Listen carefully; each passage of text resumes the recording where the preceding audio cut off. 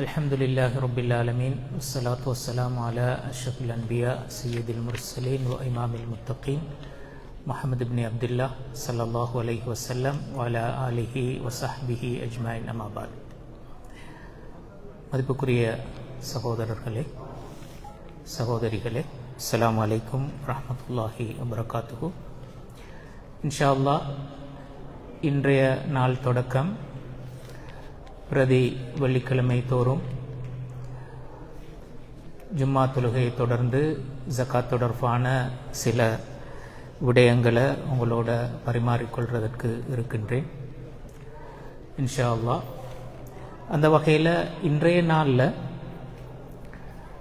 ஜகாத் என்று சொன்னால் என்ன, அதனுடைய முக்கியத்துவம், அதனுடைய நோக்கம் என்று சொல்கிற இந்த பகுதிகள் தொடர்பாக சில கருத்துக்களை உங்களோட பரிமாறிக்கொள்வது பொருத்தமாக இருக்கும் இன்ஷா அல்லாஹ். அதனுடைய நேரடியான பிரயோக விஷயங்கள் அடுத்த வாரங்களில் நாங்கள் நேரடியாக அந்த தகவல்களுக்குள்ளால் போக முடியும். இன்றைக்கு 3 விஷயங்களை உங்களோட பேசுகிறதுக்கு நினைக்கிறேன். முதலாவது, ஜகாத் என்று சொல்கிறதுனுடைய மீனிங் என்ன அதனுடைய கருத்து.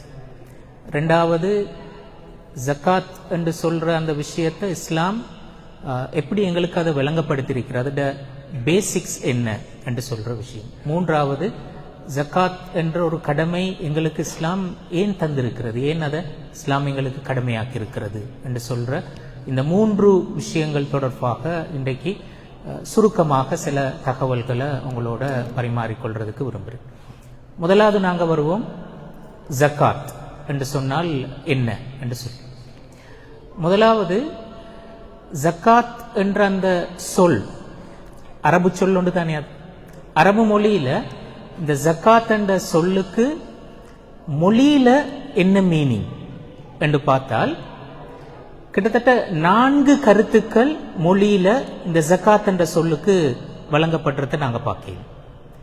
முதலாவது, பரக்கத் என்ற அந்த கருத்து. ஜகாத் என்ற சொல்லுக்கு பரக்கத் என்ற அந்த கருத்து இருக்கிறது.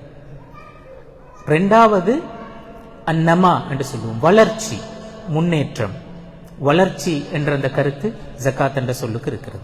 மூன்றாவது, அத்தஹாரா, சுத்தம், தூய்மைப்படுத்துதல் என்று சொல்ற கருத்து ஜகாத் என்ற சொல்லுக்கு இருக்கிறது.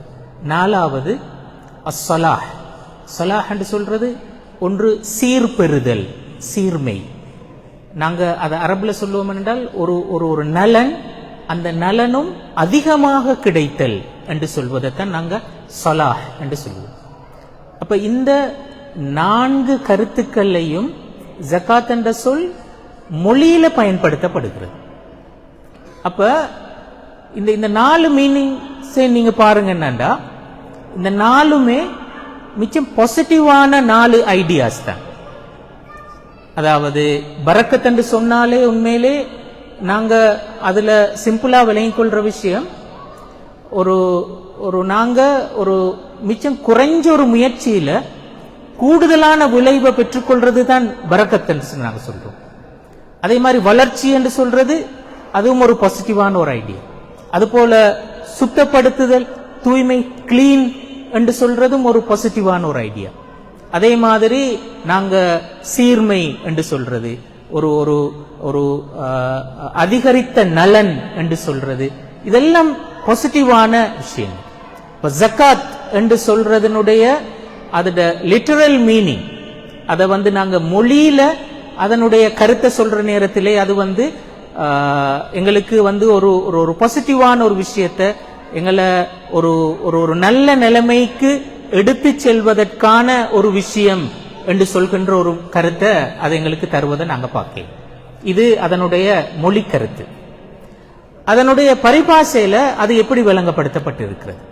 இமாம்கள் அதை 2 மாதிரி விளங்கப்படுத்துவார்கள்.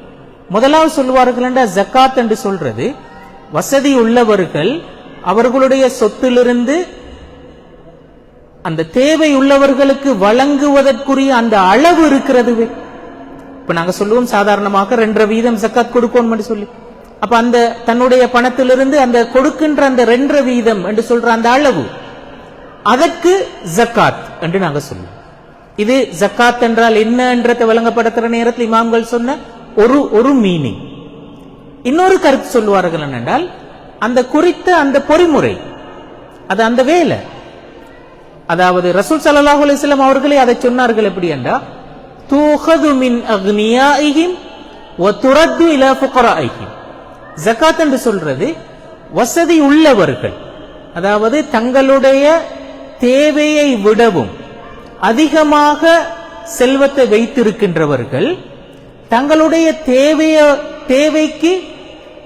விடவும் குறைவாக செல்வம் வைத்திருக்கின்றவர்கள். தங்களுடைய தேவை அதிகமாக இருக்கிறது, ஆனா அந்த தேவையை நிறைவேற்றிக் கொள்வதற்கு போதுமான அளவு வருமானம் அவர்களிடத்தில் இல்லை. அப்ப தேவைக்கு அதிகமாக வைத்திருக்கின்றவர்களிடமிருந்து எடுத்து தேவையை விட குறைவாக இருக்கின்றவர்களுக்கு கொடுத்தல் என்று சொல்கின்ற அந்த செயற்பாடு, அதனை நாங்கள் ஜக்காத் என்று சொல்லுவோம். அப்ப ஜக்காத் என்ற அந்த சொல்லுக்கு இமாம்கள் இந்த 2 வடிவத்திலே விளக்கம் சொல்லி இருக்கிறார்கள். அந்த குறிப்பிட்ட கொடுக்கின்ற அளவுக்கும் ஜக்காத் என்று சொன்னார்கள். நாங்க ஜக்காத் கொடுக்கிறேன்னு சொல்லுவோமே, அப்ப அந்த கொடுக்கின்ற அளவு அது குறிக்கும். அது மட்டுமல்லாம அந்த முழு செயற்பாட்டையும் ஜக்காத் என்ற அந்த சொற்பிரயோகம் குறிக்கும். அப்ப அதில் உள்ள அந்த மிக கிரீம் ஐடியா என்ன என்று சொன்னால், வசதி உள்ளவர்களிடமிருந்து எடுத்து வசதி இல்லாதவர்களுக்கு கொடுத்தல் என்று சொல்றதுதான் ஜக்காத் என்று சொல்றதனுடைய அந்த பிரதானமான விஷயம். இதுதான் சுருக்கமாக நாங்க ஜக்காத் என்று சொன்னால் என்ன என்று சொல்றதை நாங்க இப்படி விளங்கப்படுத்த முடியும். அடுத்து நாங்க வருவோம், ஜக்காத் என்ற அந்த விஷயத்தை இஸ்லாம் உண்மையிலே எங்களுக்கு எப்படி விளங்கப்படுத்தியிருக்கிறது, அதுல இஸ்லாம் சொன்ன பேசிக்கான ஐடியாஸ் என்ன ஜக்காத் சம்பந்தமாக. இது சம்பந்தமாக ஒரு 5 விஷயங்களை சுருக்கமாக உங்களோட ஷேர் பண்ணிக்கொள்ளணும்னு சொல்லி நினைக்கிறேன். முதலாவது, ஜக்காத் என்று சொல்றதை இஸ்லாம் எங்களுக்கு எப்படி சொன்னதென்றால், இது எங்களுடைய ஈமான்ட ஒரு நேரடியான விளைவு.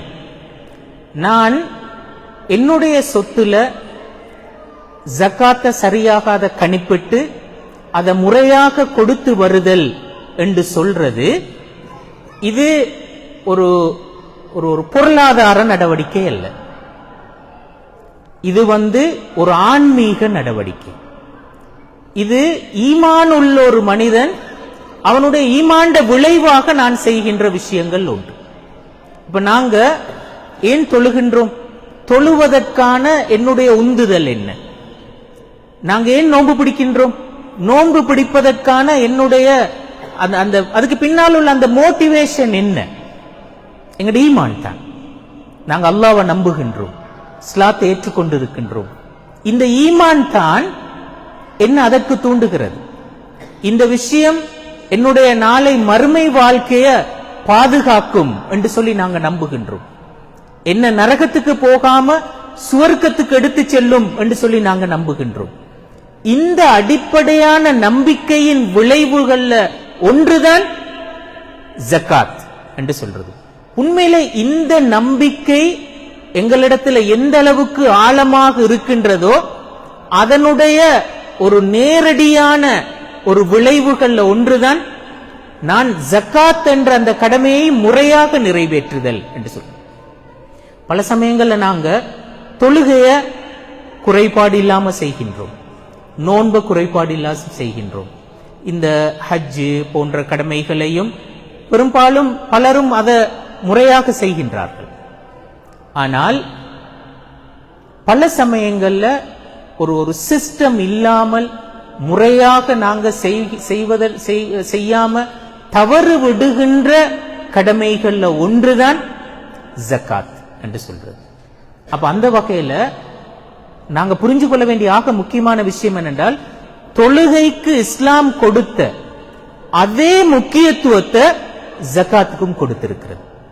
இதனாலதான் நீங்க பார்க்கல குர்ஆன்ல தொழுகையை பற்றி சொன்ன எல்லா இடங்கள்லையும் அதனோட சேர்த்து ஜக்காத்தையும் சொல்லிக்கிறது. வஅகீமுஸ் ஸலாத் என்று சொன்ன நேரத்தில் வஆத்துஸ் ஜக்காத், தொழுகையை நிலைநாட்டுங்கள், ஜக்காத்தை கொடுங்கள் என்று சொன்னது. அப்ப ஏனென்றால் தொழுகை எந்த அளவுக்கு அது ஒரு ஈமானுடைய விளைவோ அதே போன்று ஜக்காத்தும் ஈமானுடைய ஒரு விளைவு என்று சொல்றது. இப்ப குர்ஆன்ல இந்த வசனத்தை பாருங்க. அல்லாஹ் தஆலா சொல்கின்றான், அல்லதீன யுகீமூன ஸலாத்த வ மிம்மா ரஸக்னாஹும் யுன்ஃபிகூன். அதாவது தொழுகையை நிலைநாட்டுகின்றவர்கள், அதே போல நாங்கள் கொடுத்த செல்வத்திலிருந்து செலவு செய்கின்றவர்கள். இவர்கள் யாரு என்று சொல்ற நேரத்துல உலாயிக ஹுமுல் முஃமினூன ஹக்கா, இவர்கள் தான் உண்மையான முஃமின்கள். உண்மையாக ஈமான் உள்ளவர்கள் யாரு என்றா இந்த தொழுகையை நிலைநாட்டுகின்றவர்கள், அதனோடு சேர்த்து ஜகாத்தையும் கொடுக்கின்றவர்கள் என்று அந்த ரெண்டையும் சேர்த்து தான் அல் குர்ஆன் சொன்னது. அப்ப ஈமான் இருக்கின்றவர்களுடைய நேரடியான ஒரு விளைவு என்று சொல்றதை தான் நாங்க காணலாம். ஒரு ஹதீஸ்ல வருகிறது, ரசூல் ஸல்லல்லாஹு அலைஹி வஸல்லம் அவர்கள் சொன்னார்கள், அபூ தாவூதுல பதிவு செய்யப்பட்டிருக்கிற ஹதீஸ், நஸ்ருத்தீன் அல்பானி அவர்கள் இத சஹீஹான ஹதீஸ் என்று சொல்லி இருக்கிறார்.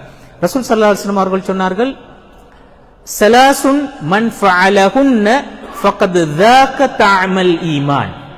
3 விஷயங்களை செய்கின்றவர்கள் ஈமானுடைய சுவையை அனுபவிப்பார்கள். ஈமான் டேஸ்ட் என்ன, இதை சரியாக புரிந்து கொள்வார்கள் என்று சொல்லி, அதுல ஒரு விஷயமாக ரசூல் ஸல்லல்லாஹு அலைஹி வஸல்லம் அவர்கள் சொன்னது என்ன, அதை சொன்னார்கள், வஅதா ஜகாத மாலிஹி தீபதன் பிஹா நஃப்ஸிஹி ஃபீ குல்லி ஆம்.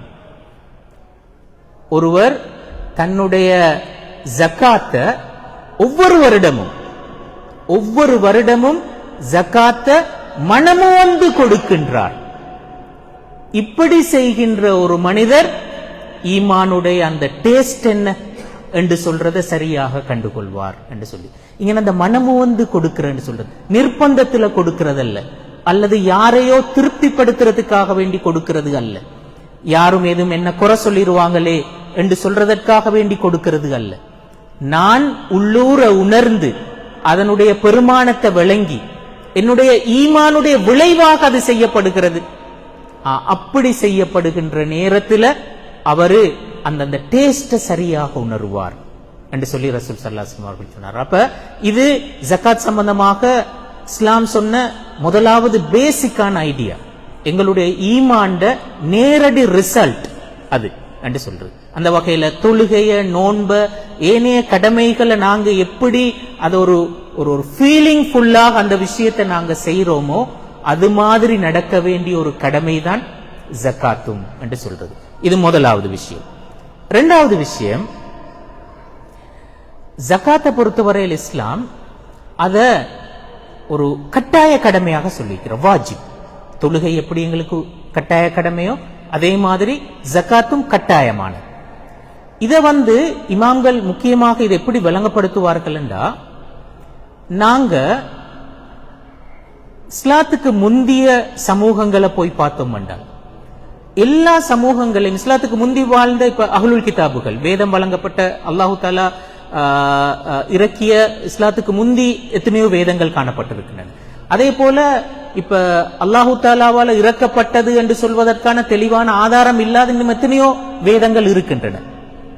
இப்ப இந்த எல்லா வேதங்கள்லையும் நாங்க ஒரு விஷயத்தை காணுவோம், என்னன்னா இந்த கொடை கொடுத்தல், அடுத்த மனிதனுக்கு உதவி செய்தல் என்று சொல்றது எல்லா மதங்கள்லையும் வலியுறுத்தப்பட்ட ஒரு உண்மைதான். அது எல்லா மதங்கள்லையும் இந்த உண்மை வலியுறுத்தப்பட்டிருக்கிறது. ஆனால் அந்த எல்லா மதங்கள்ல வலியுறுத்தப்பட்ட அந்த உண்மைகளை விட்டும் இஸ்லாமும் அதை வலியுறுத்தி இருக்கிறது. இஸ்லாம் எந்த வகையில வித்தியாசப்படுகிறது என்று நாங்க போய் பார்த்தால் எல்லா மதங்கள்லையும் இந்த விஷயத்தை ஒரு தெரிவுக்குட்பட்ட ஒரு விஷயமா தான் சொல்லி இருக்கிறது. எங்கட விருப்ப தேர்வுக்குட்பட்டது. நாங்க விரும்பினா செய்யலாம். கொடை கொடுத்தல் என்று சொல்றது விரும்பினா செய்ய முடியும், அது கட்டாயமான ஒன்று அல்ல. ஆனா இஸ்லாத்தில் இருக்கின்ற சிறப்பம்சம் இந்த ஜகாத்தின் ஊடாக இந்த விஷயத்தை கட்டாயமான ஒரு கடமையாக இஸ்லாம் எங்களுக்கு சொல்லி இருக்கிறத நாங்க பார்க்கலாம். இது அந்த அடுத்த மதங்களை விட்டு இஸ்லாம் இதை விளங்கப்படுத்தினத்தில் உள்ள மிக முக்கியமான ஒரு வேறுபாடு. நவீன காலத்துல பல இந்த ஜக்காத்தை பற்றி பேசிய பல அறிஞர்கள் இப்படி ஒரு விஷயத்தை சொல்வார்கள், என்னன்னா முன்னைய சமூகங்கள்ல இந்த செலவழித்தல் என்று சொல்ற விஷயம் வெறுமனே ஒரு விருப்ப தேர்வுக்குட்பட்ட ஒரு விஷயமாக மட்டும் இருந்ததனால அந்த சமூகங்கள்ல வந்த விளைவுகள் என்ன என்றா, இப்ப அந்த சமூகத்துல எல்லா சமூகங்களையும் வறுமை என்று சொல்றது ஒரு முக்கியமான பிரச்சனையா தொடர்ந்து இருந்து வந்திருக்குது. அத கடைசி வரையில அதை குறைக்கிறதற்கோ அல்லது இல்லாம செய்யறதுக்கோ முடியாமல் தான் இருந்திருக்கிறது. அதே மாதிரி அந்த சமூகத்துல வியாபாரம் என்று நாங்க எடுத்தாலும் சரி, ஏனைய பொருளாதார நடவடிக்கைகளை நாங்க எடுத்தாலும் சரி, எல்லா இடத்திலேயுமே மிகப்பெரிய ஊழலும் சுரண்டலும் அநியாயமும், அடுத்த மனிதன சொத்துக்களை அநியாயமாக நாங்க சுரண்டி சாப்பிடுதல் என்று சொல்றதும், இந்த பழக்கங்கள், இந்த நடைமுறைகள் அந்த சமூகங்கள்ல பெரிய அளவுக்கு காணப்பட்டிருக்கின்றன. இதற்கு மிக முக்கியமான காரணம் என்ன என்று சொன்னால், இந்த கொடுத்தல் என்று சொல்றது ஒரு விருப்ப தேர்வுக்குரிய விஷயமாக மட்டுமே இருந்தமைதான் அதற்கான காரணம் என்று சொல்லி பலர் அதை அடையாளப்படுத்துவார்கள். அப்ப கொடுத்தல் என்ற விஷயம் அது கட்டாயமானதாக இருக்கின்ற நேரத்தில் அங்க இந்த வகையான சமூக தீமைகள் இல்லாமல் போவதற்கான வாய்ப்பு அங்கு இருக்கின்றது.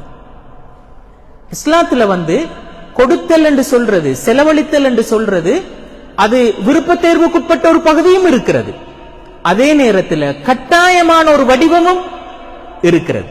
அந்த வகையில அது கொடுத்தே ஆகணும் என்று சொல்ற ஒரு சூழல் அங்க இருக்கிறத நாங்க பார்க்கலாம். அப்ப அப்படி இருக்கின்ற நேரத்தில் சமூகத்தில் இருக்கின்ற எத்தனையோ இஷ்யூஸ் அங்க ஆட்டோமேட்டிக்காக அதை தீர்ப்பதற்கான ஒரு வழி கிடைக்கிறது. மட்டுமல்லாம அங்க சமூகத்தில் இருக்கின்ற நிறைய இந்த கொடுக்கல் வாங்கல் தொடர்பான வேல்யூஸ், அதுகள்ல உள்ள ஹராம் ஹலாலோடு சம்பந்தப்பட்ட பிரச்சனைகள், இந்த சுரண்டல், ஊழல், அநீதி, இந்த மாதிரி விஷயங்கள் இல்லாமல் போறதுக்கு கூட அது காரணமாகின்றது என்று சொல்லி இமாம்கள் சொல்லுவார்கள். அப்ப அந்த வகையில நாங்க விளங்கிக் கொள்ற ஆக முக்கியமான விஷயம் என்றால், இஸ்லாம் ஜக்காத் என்ற விஷயத்தை ஒரு கட்டாயமான விஷயமாக சொன்னது. அதற்கு ஒரு சோசியல் வேல்யூ ஒன்று இருக்கிறது, ஒரு சமூக பெருமானம் ஒன்று இருக்கிறது. மட்டுமல்ல, இதை நாங்க செய்யாம விடுதல் என்று சொல்றது மறுமையில தண்டனை கிடைப்பதற்கான ஒரு காரணியாகவும் அதை குறிப்பிட்டு தான் இருக்கிறது. எப்படி தொழுகையை விட்டா மறுமையில் அதுக்குரிய தண்டனை இருக்கிறது, நோன்பு விட்டா எப்படி அதுக்கு மறுமையில தண்டனை இருக்கிறது, அதே மாதிரி ஜக்காத் என்ற கடமையை ஒருத்தர் செய்யாம விடுகின்ற நேரத்திலேயும் அவருக்கான அந்த தண்டனை இருக்கிறது. ஒரு ஹதீஸ்ல வருகிறது எப்படி என்றா, ரசூல் ஸல்லல்லாஹு அலைஹி வஸல்லம் அவர்கள் சொன்னார்கள், ஒரு மனிதன் அவனுக்குரிய ஜக்காத்தை கொடுக்காம விடுகின்ற நேரத்தில் நாளைக்கு மறுமையில ஒரு பாம்பு, அந்த பாம்பு அது எப்படி என்று சொன்னா, அதோட தலையில 2 கரும்புள்ளிகள் இருக்கும். அதனுடைய அந்த தலைப்பகுதி வலுவழுப்பான தன்மை கொண்டதாக இருக்கும். கடுமையான விஷம் கொண்ட பாம்பாக அது இருக்கும். அந்த பாம்பு அவனுடைய கழுத்தை சுத்தி அவனுடைய கன்னங்களை தொட்டு சொல்லும், நான் தான் உன்னுடைய செல்வம், நான் தான் நீ பாதுகாத்து வச்ச உன்னுடைய சொத்து, நான் தான் நீ கொடுக்காமல் விட்ட அந்த ஜக்காத், கொடுக்காம நீ சேர்த்து வச்சாயே, அது நான் தான் என்று சொல்லும் என்று சொல்லி ரசூல் ஸல்லல்லாஹு அலைஹி வஸல்லம் அவர்கள் சொன்னார்கள். அப்ப பாருங்க என்னடா, அப்படி அந்த ஜக்காத் என்ற அந்த கடமை நிறைவேற்றப்படாமை என்று சொல்றது மறுமையில ஒரு மிகப்பெரிய தண்டனைக்குரிய குற்றம் என்று சொல்றத அந்த ஹதீஸ்ல இருந்து நாங்க விளங்குறோம். அப்ப இது இஸ்லாத்தினுடைய ஒரு கம்பல்சரியான ஒரு கடமை. இதை செய்யாமல் விடுறது மறுமையில தண்டனைக்குரிய விஷயம் என்று சொல்றத இஸ்லாம் வலியுறுத்தினதை நாங்க பார்க்கலாம். இது இஸ்லாம் சொன்ன 2வது அடிப்படையான செய்தி. 3வது விஷயத்தை பாருங்க. 3வது சொன்னது என்னன்னா, ஜக்காத் என்று சொல்றது தனி மனிதர்கள் சம்பந்தப்பட்ட ஒரு கடமை அல்ல. இது கூட்டு வடிவத்தில் அதிகாரபூர்வமாக நிறைவேற்றப்பட வேண்டிய ஒரு கடமை என்று சொல்றது. அதாவது இப்போ ஒரு அரசாங்கம் இருந்தால், ஒரு அரசாங்கம் தான் இந்த விஷயத்தை உண்மையிலே செய்யணும். ஒவ்வொரு ஆளும் நான் விரும்பி ஏண்ட சொத்துல எவ்வளவு இருக்குது, அந்த வகையில் எவ்வளவு நான் ஜக்காத் கொடுக்கணும் என்று சொல்லி ஒரு டிசிஷன் எடுத்து நான் விரும்புற யாருக்கோ நான் கொடுத்துடுறேன். இந்த வடிவத்தில் அல்ல ஜக்காத் என்ற கடமை நிறைவேற்றப்படும். ஜக்காத் என்ற கடமை கூட்டு வடிவத்தில் நிறைவேற்றப்பட வேண்டிய ஒரு கடமை. இது அதிகாரபூர்வமாக நடக்க வேண்டிய ஒரு விஷயம். தனிப்பட்ட விருப்பு வெறுப்பின் அடிப்படையில் நடக்க வேண்டிய ஒரு விஷயம் ஒன்று அல்ல. இந்த இப்ப எங்கட சமூகத்துல இப்ப இலங்கை நாங்கள போய் பார்த்தோம் என்றால் ஊருக்கு ஒரு ஜக்காத் கமிட்டிகள் இருக்கின்றன. அந்த கமிட்டிகளினுடைய தோற்றம் உண்மையில இந்த கன்செப்ட்ல இருந்து தான் வந்தது. ஒரு அரசாங்கம் என்று இருந்தா அரசு தான் உண்மையிலே அந்த வேலையை ஒபிஷியலா செய்யணும். ஆனா அப்படி செய்வதற்கான ஒரு பொறிமுறை இல்ல என்று இருந்தா குறைஞ்சபட்சம் இந்த ஜக்காத் கமிட்டிகள் நூடாக கூட அப்படி ஏனும் அந்த விஷயம் நடக்கணும். அப்படி நடக்கிற நேரத்தில் தான் உண்மையிலே யாரு ஜக்காத் கொடுக்க தகுதியானவர்கள் என்று சொல்றது சரியாக அடையாளம் காண முடியும்.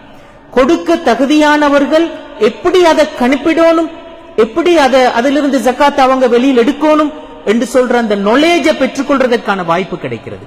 அது மாதிரி அந்த விஷயத்தை சரியாக அமுல்படுத்துறதற்கான அந்த வாய்ப்பு கிடைக்கிறது.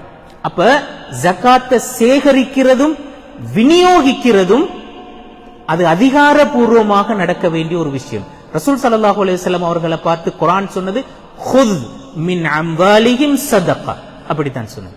அவர்களுடைய செல்வத்திலிருந்து நீங்கள் எடுங்கள் என்றுதான் சொன்னது. அது கையை நீட்டி விரும்பினா தாங்க என்று சொல்லி கேட்பதற்கான ஒரு விஷயம் ஒன்று அல்ல. இந்த இடத்துல தான் இன்னொரு விஷயத்தை சுட்டி காட்டுறோம்னு நினைக்கிறேன்னா, எங்கட சொசைட்டியில் இருக்கின்ற ஒரு முக்கியமான தவறு, நிறைய பிசினஸ் செய்கின்றார்கள், வசதி உள்ளவர்கள், பெரிய சம்பளம் எடுக்கின்றவர்கள், ஜகாத் கொடுக்க தகுதியானவர்கள். இவங்க முறையாக அவங்களோட சொத்துக்களை முறையாக கணிப்பிட்டு வருஷா வருஷம் சரியாக கணிப்பிட்டு ஜகாத்தை கொடுக்கின்றவர்கள் எங்கட சமூகத்தில் எத்தனை பெர்சன்டேஜ்? ஆக்சுவலாக போய் பார்த்தால் அதை முறையாக செய்கின்றவர்கள் சின்ன ஒரு விகிதாசாரம் 5-10% தான் வருவார்கள். என்னன்னா நிறைய பேருக்கு அதுல சரியான அந்த அவேர்னஸ் இல்ல, அந்த தெளிவு இல்ல. சதகா கொடுக்கிற மாதிரி ஜகாத் கமிட்டியால ஒரு லெட்டரை தந்தா கேட்டாங்கன்னு சொன்னா அடுத்த ஒரு வாரத்தில் ஏதோ ஒரு அமௌண்ட் கொடுத்துருவாங்க, இது என்ன ஜகாத் என்று சொல்லி. எந்த அளவு தூரம் முறையாக அதை கணிப்பிட்டு செய்திருக்கிறார்கள் என்று சொல்லி. என்னடா நான் நிறைய இது போன்ற ஆட்களை சந்திக்கிறதற்கான அல்லது அவங்களோட அந்த ஜகாத் சம்பந்தப்பட்ட அல்லது அவங்களோட பிசினஸ் சம்பந்தப்பட்ட பிரச்சனைகளுக்கு ஃபத்வா கேட்டு வந்த சந்தர்ப்பங்கள்ல அதை சரியாக அனலைஸ் பண்ணி பார்த்தா நிறைய பேர் அவங்களோட ஜகாத்தை கணிப்பிடுறதுல பிளவிடுகின்றார்கள். இதற்கு மிக முக்கியமான காரணம் என்னன்னா, இத நாங்க ஒரு தனிப்பட்ட தேர்வாக வச்சு கொண்டு இருக்கிறோம். இது உண்மையிலே ஒரு ஒரு கூட்டாக சமூக வடிவத்தில் அதிகாரபூர்வமாக செய்யப்பட வேண்டிய ஒரு விஷயமாக அது பிராக்டிஸ்ல இல்ல. அதனால அந்த கடமை அப்படியே வீக் ஆகிட்டு போய்கொண்டு இருக்கிறது. இப்ப தொழுகைய பள்ளி வாயல் என்ற ஒரு ஏற்பாடு இல்லாம, அதுல இமாம் என்ற ஒரு ஏற்பாடு இல்லாம, குத்துபாவை செய்யறதுக்கு ஒரு சிஸ்டம் ஒன்று இல்லாம இருந்தா எப்படி இருக்கும்? பாங்கு சொல்றதே நடக்காது. பல சமயங்கள்ல ஜமாத் என்று சொல்றதே நடக்காம போறதுக்கான வாய்ப்பு வரும். இதே விஷயம் தான். அப்ப அந்த தொழுகை என்ற செயற்பாடு ஒரு சிஸ்டமாக அது இருப்பதனால் தான் அது முறையாக நடந்து கொண்டு இருக்கிறது. அதே மாதிரி தான் ஜக்காத்தும். அதற்குரிய அந்த விஷயம் இல்லாம போனதண்டா, அது அதிகாரபூர்வமாக செய்யறதுக்கு ஒரு ஒழுங்கு இல்லாம போனண்டா இந்த பிரச்சனை வரும். அப்ப இது இஸ்லாம் சொன்ன 3வது முக்கியமான ஐடியா. 4வது ஐடியா இஸ்லாம், நான் சொன்ன ஏனைய மதங்களை விட்டு வித்தியாசப்பட்ட முக்கியமான இடங்கள்ல இதுவும் உண்டு. ஏனைய மதங்கள் இத ஒரு கொடையாகத்தானே சொன்ன, விருப்ப தேர்வுக்குரியதா சொன்னது. அதனால அதுக்கு ஒரு சிஸ்டம் ஒன்று எந்த மதங்களும் சொல்லல. இஸ்லாம் வித்தியாசப்பட்ட மிக முக்கியமான இடங்கள் ஒன்று, ஜக்காத் என்று சொல்றத ஒரு முறையான ஒரு ஒழுங்காக அதை சொன்னது, ஒரு சிஸ்டமாக அதை சொன்னது. யாரு ஜக்காத் கொடுக்கணும், யாரு ஜக்காத் பெறணும், எந்த பொருள்ல கொடுக்கணும், எவ்வளவு கொடுக்கணும், எப்ப கொடுக்கணும், இந்த ஒவ்வொரு விஷயமும் தெளிவான வரையறைக்கு உட்பட்டது. அந்த வகையில நாங்க இத இப்படி ஒரு சிஸ்டம் இருக்கிறது என்று சொல்றது தான் உண்மையிலே ஒரு ஆளுக்கு அதை செய்வதற்கான தூண்டுதலை தரும். நாங்க சாதாரணமாக இன்னைக்கு இந்த அறிவித்தல் செய்யற நேரத்திலையும் இதற்கு உதவி செய்கின்றவர்கள் இந்த ஆக்களை கண்டெக்ட் பண்ணுங்க, சிஸ்டம் இப்படி இல்லாம விரும்பினாக்கள் உதவி செய்யுங்க, எவ்வளவு நடக்கும்? அதை செய்வதற்கான தூண்டுதல் இல்லாம போய்த்திரும். எதற்கு ஒரு முறைமை ஒன்று இருக்கிறதோ, ஒரு சிஸ்டம் இருக்கிறதோ, அந்த சிஸ்டம் இருக்கின்ற நேரத்தில் அந்த வேலை சிறப்பாக நடக்கும். அப்ப ஜகாத்தை இஸ்லாம் ஒரு சிஸ்டமாக சொன்னது, அதை நிறைவேற்றுவதற்கான அந்த தூண்டுதல் அங்க கண்டிப்பாக நடக்கும். அப்ப அந்த சிஸ்டம் மட்டும் இருந்து போதாது, அந்த சிஸ்டத்தை அதை அமுல்படுத்துறதுக்கு, அதை அப்ளை பண்றதற்கான ஆத்தாரிட்டி அவங்களும் வேணும். அதைத்தான் அதுக்கு முந்தின பாயிண்ட்ல சொன்னது. அப்போ ஒரு ஆத்தாரிட்டியும் வேணும், சிஸ்டமும் வேணும். அப்ப இஸ்லாம் ஜகாத்தை ஒரு சிஸ்டமாக அது அமுலாகணும் என்று சொல்றது இஸ்லாம் வலியுறுத்தின இன்னொரு முக்கியமான ஒரு விஷயம். இது 4வது. 5வது, ஜகாத் என்று சொல்றத நான் ஆரம்பத்தில் சொன்ன இது ஈமான்ட விளைவு. இதை செய்வதில் நன்மை இருக்கிறது, செய்யாம விடுறது பாவம் என்று சொல்லி சொன்ன. இப்ப ஜகாத் என்ற ஒரு விஷயத்தை இஸ்லாம் கடமையாக்கினதுக்கு பின்னால அது நன்மை தருகிறது என்று சொல்றது மட்டுமா இருக்கிறது? இல்லை. அதை தாண்டி இஸ்லாம் இதற்கு ஒரு சமூக விளைவும் இருக்கிறது என்றதை சொல்லி இருக்கிறது. உண்மையிலே ஜகாத்த சில குறிப்பிட்ட சோசியல் இஷ்யூஸுக்கான சொல்யூஷனாகத்தான் ஜகாத்தை சொல்லி இருக்கிறது. அப்ப ஜகாத் என்ற கடமையை நீங்க செய்யறது என்று சொல்றது அது வெறுமனே ஒரு ஆன்மீகம் சார்ந்து எங்களுக்கு நன்மைகளை தரக்கூடிய ஒரு விஷயம் என்று சொல்றது மட்டுமல்ல. அதை தாண்டி இது ஒரு சமூக தேவை, ஒரு சோசியல் நீட். இப்ப அந்த 8 கூட்டத்தினரை சொன்னது தானே. இந்த 8 கூட்டத்தினரும் ஜகாத்தை பெற தகுதியான 8 பிரிவினர்களை சொன்ன. இந்த 8 பிரிவினரும் எங்களுக்கு சொல்றது என்னன்னா, இந்த சொசைட்டியில் இருக்கின்ற மிக முக்கியமான 8 இஷ்யூஸ், இத நாங்க இல்லாம செய்யணும்டா, அல்லது இதை குறைஞ்சது மினிமைஸ் பண்ணணும்டா, இந்த வகையான இஷ்யூஸ் இத ஹேண்டில் பண்றதுக்கு இருக்கின்ற மிக முக்கியமான பிரச்சனைகள் ஒன்று இந்த எக்கனாமிக் இஷ்யூஸ். எங்களுக்கு போதுமான அதுக்கான பைனான்ஸ் இல்லாமல் இருக்கிறது, நிதி இல்லாமல் இருக்கிறது. அப்ப அந்த நிதியை பெற்றுக் கொடுத்தல் தான் ஜகாத்தினுடைய பணி அந்த இடத்துல. இப்ப வறுமை, லில் ஃபுகரா வல் மசாகீன் என்று சொன்ன வறுமை சம்பந்தப்பட்ட விஷயம். அதே மாதிரி கடன் என்ற பிரச்சனை, அதுபோல ஃபீ சபீலில்லாஹ் தஅவா சம்பந்தப்பட்ட பிரச்சனை, ரகாப் அடிமை சம்பந்தப்பட்ட பிரச்சனை. இப்ப அடிமை என்ற சிஸ்டம் இப்ப இல்ல. அது இப்ப நவீன கால அறிஞர்கள் அதற்கு மாற்றீடாக நாங்க எதை அந்த இடத்துல வச்சு பார்க்கலாம் என்று சொல்ற நேரத்தில் கிட்டத்தட்ட அந்த இயல்புக்கு சமானமான கைதிகள் சம்பந்தப்பட்ட பிரச்சனை இருக்கிறது. அதை குடும்பங்கள் தனியா ஹேண்டில் பண்ணலாம், நிறைய அதற்கு செலவழிக்க வேண்டி இருக்கிறது. அப்ப கைதிகள் சம்பந்தப்பட்ட பிரச்சனை.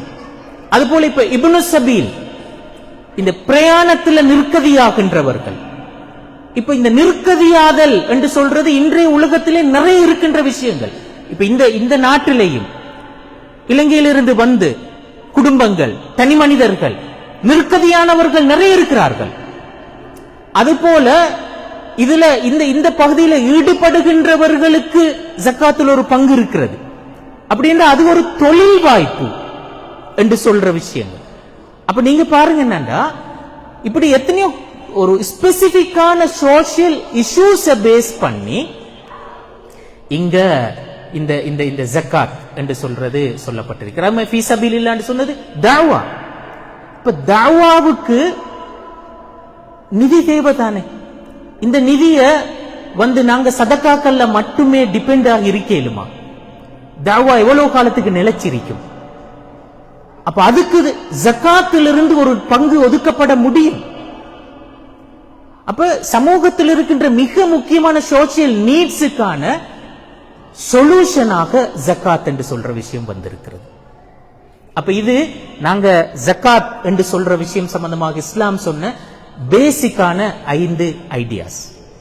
இந்த கருத்தோட கடைசியா நான் முடிக்கிறதுக்கு முந்தி ஜக்காத் என்றத இஸ்லாம் எங்களுக்கு ஏன் கடமையாக்கி இருக்கிறது, இதனுடைய ஆப்ஜெக்டிவ்ஸ் என்ன, அல்லது நாங்க அரபுல சொன்ன மகாசிதுகள் என்ன என்று சொல்ற நேரத்தில் இது சம்பந்தமாக இமாம்கள் உண்மையிலே மிக விரிவாக இத பேசி இருக்கிறார்கள். ஆனாலும் அது எல்லாத்தையும் சாராம்சப்படுத்துற மாதிரி நான் 2 விஷயங்களை இந்த இடத்துல ஹைலைட் பண்ண விரும்புறேன்.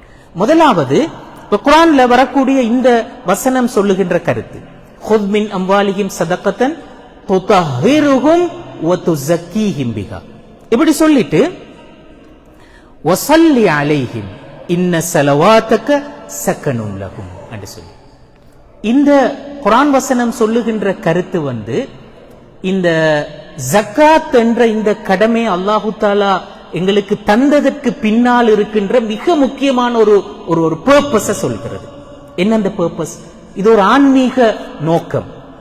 இது அதை கொடுக்கின்ற ஒவ்வொரு மனிதனையும் சுத்தப்படுத்தும்.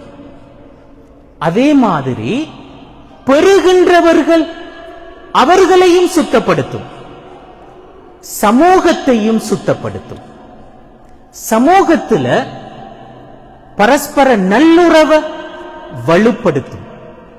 இந்த எல்லா காரணிகளையும் உள்ளடக்கின ஒரு விஷயம்தான் இந்த குர்ஆன் வசனம் சொல்லுகின்ற கருத்து.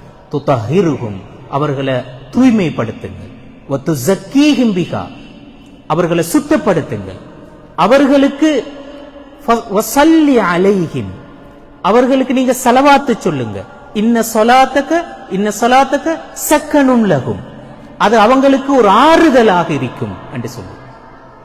ஏனென்றா இங்க ஜக்காத் என்று நான் சொன்னது, நான் ஆரம்பத்தில் சொன்னேன், அது ஒரு அத்தாரிட்டி தான் அதை செய்யணும். அப்ப அதிகாரபூர்வமாக அது எடுக்கப்படும். அப்படி எடுக்கப்படுற நேரத்தில் அங்க கொஞ்சம் ஒரு முரண்பாடோ அல்லது மனக்கசப்புகளோ இப்படியான விஷயங்கள் ஏற்படுவதற்கான வாய்ப்பு இருக்கிறது. அப்ப அங்க நாங்க ஒருத்தரிடமிருந்து ஜக்காத்தை எடுத்தல் என்று சொல்றது உண்மையிலே அவருக்கு செய்யற அநீதியாது, அநீதி இல்லை, அவரை சுத்தப்படுத்துகின்ற விஷயம். அவரு உண்மையிலே கொடுத்தல் என்று சொல்றத ஒரு பழக்கமாக மாத்தணும்டா அவர் அதை மனமுரண்டாக செஞ்சுதான் பழகணும். அவராக இயல்பா செய்யலண்டா இணையார் சரி அதை செய்ய வைக்கணும். அப்படி செய்கின்ற நேரத்தில் தான் படிப்படியாக அவருக்கு கொடுக்கின்ற பழக்கம் வரும். அப்ப பாருங்க, ஒரு மனிதனை சுத்தப்படுத்துறதற்கான ஒரு மெக்கானிசம் தான் அது. திரும்ப நாங்க சொசைட்டியில இருக்கின்றவர்களிடம் எடுத்து இல்லாதவர்களுக்கு கொடுக்கின்ற நேரத்தில் என்ன நடக்கிறது? பெறுகின்றவர்களுக்கும் அடுத்தவனை பார்த்து பொறாமப்படுகின்ற அந்த நிலைமை, அவனுக்கு ஏற்படுகின்ற வெறுப்பு, கோபம், இந்த மாதிரியான மன உணர்வுகள் அங்கு இல்லாம போகிறது. ஏனென்றா எனக்கு கிடைக்கிறது. அப்ப எனக்கு கிடைக்கின்ற நேரத்தில் அந்த எதிர்மறை உணர்வுகள் அங்க மறைவதற்கு வாய்ப்பு இருக்கிறது.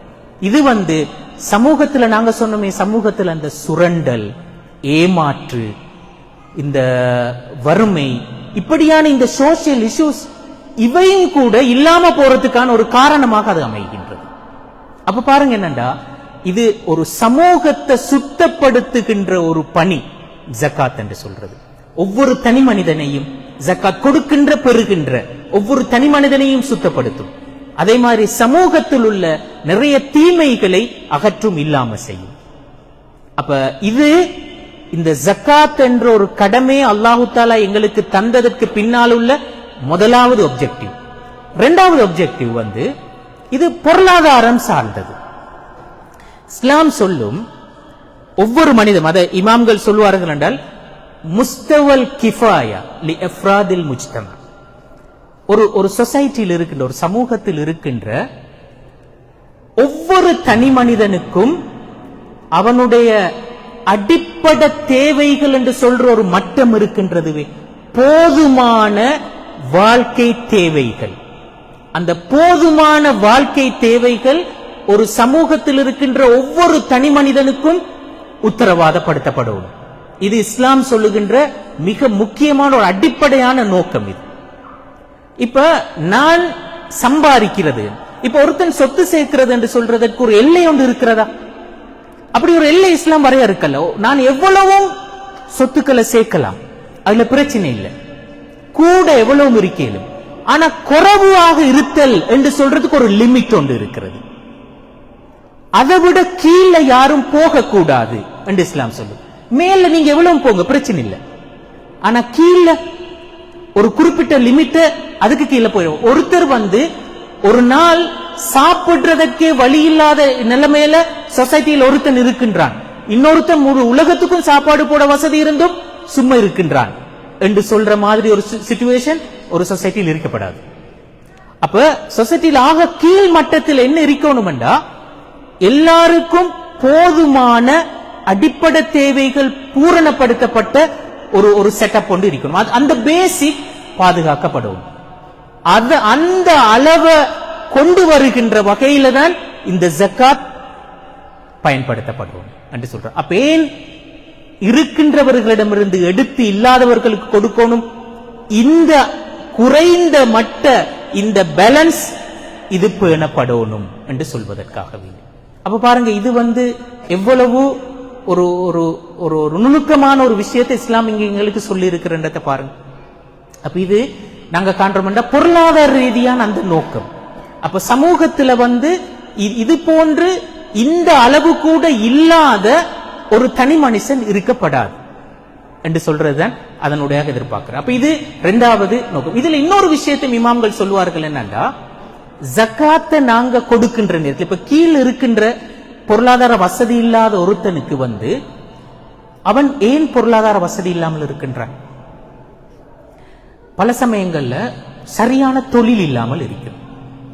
இந்த தொழிலின்மை என்று சொல்றதும் கூட நீங்க பாருங்க என்னடா, திறமை இல்லை என்பதனால் தான் வேலையின்மை என்ற பிரச்சனை இருக்கிறதா? அப்படி இல்லை. திறமை இல்லை என்று சொல்றதல்ல பிரச்சனை. அப்ப அங்க முறையாக என்னண்டா, ஒரு மனிதனுடைய உரிய திறமை என்ன என்று சொல்றதும் அந்த திறமை உரிய விதத்தில் பயன்படுத்தப்படுகிறதா என்று சொல்றதிலே தான் பிரச்சனை இருக்கிறது. ஏண்ட திறமை என்ன என்று சொல்றது பல சமயங்கள்ல நானே கண்டுபிடிக்கல. அப்ப அதுக்கு எப்படி இன்வெஸ்ட் பண்ற? அப்ப ஒவ்வொரு மனுஷனுடைய திறமைய சரியாக இனம் கண்டு அதற்குரிய தொழில் என்ன என்று சொல்றது அல்ல, அதற்கு என்ன இன்வெஸ்ட் பண்ணணும் என்று சொல்றது சரியாக இனம் காணப்பட்டால் சமூகத்தில் இந்த தொழில் இல்லாத பிரச்சனைக்கு நாங்க ஒரு இடத்துக்கு வரையணும். அப்ப அது வறுமை பிரச்சனையை தீர்க்கிறதுக்கான ஒரு முக்கியமான ஒரு சாதனமாக இருக்கு. அப்ப இங்க இஸ்லாம் சொல்லும் என்னன்னா, இந்த ஜக்காத் என்று சொல்றது இன்றைய நாள் சாப்பாட்டு தேவைக்கு கொடுக்கின்ற உதவி அல்லது, அது நீண்ட கால வளர்ச்சிக்கு நாங்க போடுகின்ற இன்வெஸ்ட்மெண்ட். அப்படியாகத்தான் அது இருக்கணும். அப்ப ஒரு மனிதனை வளர்த்து விடுவதாகத்தான் அது காணப்படும். அப்படி இல்லாம இது அந்த திண்டு முடிக்கிறதுக்கான ஒரு விஷயமாக கொடுக்கின்ற ஒன்று அல்ல ஜக்காத் என்று சொல்றது. அப்ப பாருங்க, இஸ்லாம் அந்த ஜக்காத் என்று சொல்றதனுடைய பொருளாதார நோக்கங்களை எப்படி சொல்லி இருக்கிறது என்று சொல்றது. அப்ப இந்த ரெண்டு வகையான நோக்கங்கள் இஸ்லாத்தை பொறுத்தவரை இந்த ஜக்காத்துக்கு உண்டு. ஆன்மீக நோக்கம், அடுத்தது பொருளாதார நோக்கம். அப்ப இந்த ரெண்டு வகையான நோக்கங்களை மையப்படுத்தியும் தான் இஸ்லாம் எங்களுக்கு ஜக்காத் என்று சொல்ற இந்த கடமையை தந்திருக்கிறத நாங்க பார்க்கலாம். அப்ப இது ஜக்காத் என்ற சம்பந்தமாக சில பேசிக்கான ஐடியாஸை நான் உங்களோட பரிமாறிக்கொண்டிருக்கிறேன். ஜக்காத் என்று சொன்ன என்னன்றத சொன்னேன். அது சம்பந்தமாக இஸ்லாம் சொன்ன சில அடிப்படையான சிந்தனைகளை சொன்னேன். அடுத்தது ஜக்காத்தினுடைய நோக்கங்கள் என்னன்றத நான் உங்களுக்கு சொன்னேன். இன்ஷா அல்லாஹ் நாங்க அடுத்த வாரத்திலிருந்து ஜக்காத் கடமையாவதற்கான நிபந்தனைகள் என்ன பொருட்கள்ல ஜக்காத் கடமையாகும், அதை பிறப்பு தகுதியானவர்கள் யாரு, அதை எப்படி கணிப்பிடணும் போன்ற இந்த மாதிரி விஷயங்களை நாங்க விரிவாக பார்க்கறதுக்கு முடியும். ஜஸாக்குமுல்லாஹ் கைர். வ ஆகிர் தவானா அல்ஹம்துலில்லாஹி ரப்பில் ஆலமீன். அஸ்ஸலாமு அலைக்கும் வரஹ்மத்துல்லாஹி